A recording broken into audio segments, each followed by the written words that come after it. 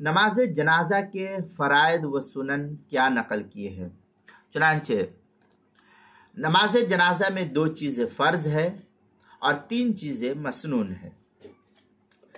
پہلا فرض جو نماز جنازہ میں ہے وہ یہ کہ 4 مرتبہ تکبیر کہنا، اللہ اکبر، کانوں تک ہاتھ کو اٹھانا پہلی تکبیر میں۔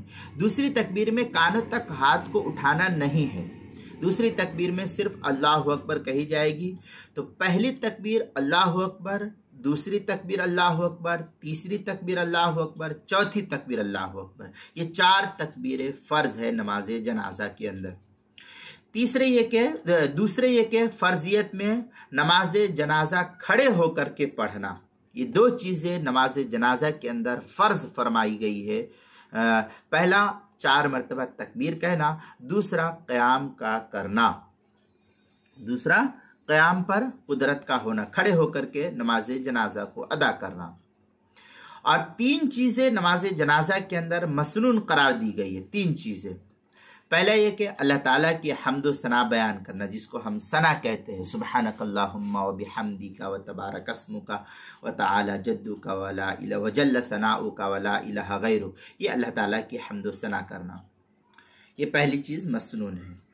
دوسری چیز نبی اکرم صلی اللہ علیہ وسلم پر درود پاک کا پڑھنا، جس کو ہم دوسری تکبیر، یعنی پہلی تکبیر کہتے ہیں اللہ اکبر تو ہاتھ باندھ دیتے ہیں، تو اب ہم یہاں پر ثنا پڑھتے ہیں، سبحانک اللہم و بحمدک و تبارک اسمک و تعالی جدک و جل ثناؤک و لا الہ غیرک۔ اب اگر کسی شخص کو وہ جل ثناؤک نہیں یاد ہے تو بھی کوئی حرج کی بات نہیں، اس کی نماز جنازہ اور ثنا صحیح ہو جائے گی۔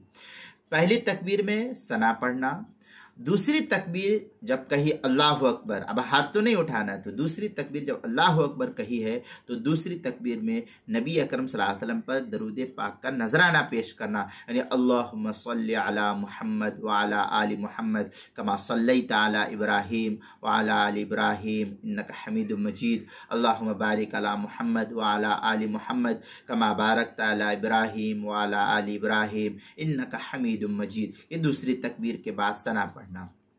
یہ دونوں چیز مسنون ہو گئی۔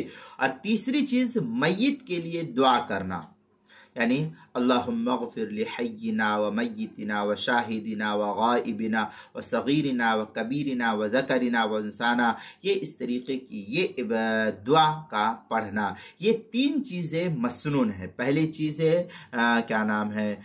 ثنا پڑھنا، اللہ تعالیٰ کے حمد کرنا، دوسری چیز ہے درود پاک کا پڑھنا، اور تیسری چیز جو ہے نماز جنازہ میں مسنون یہ دعا ہے۔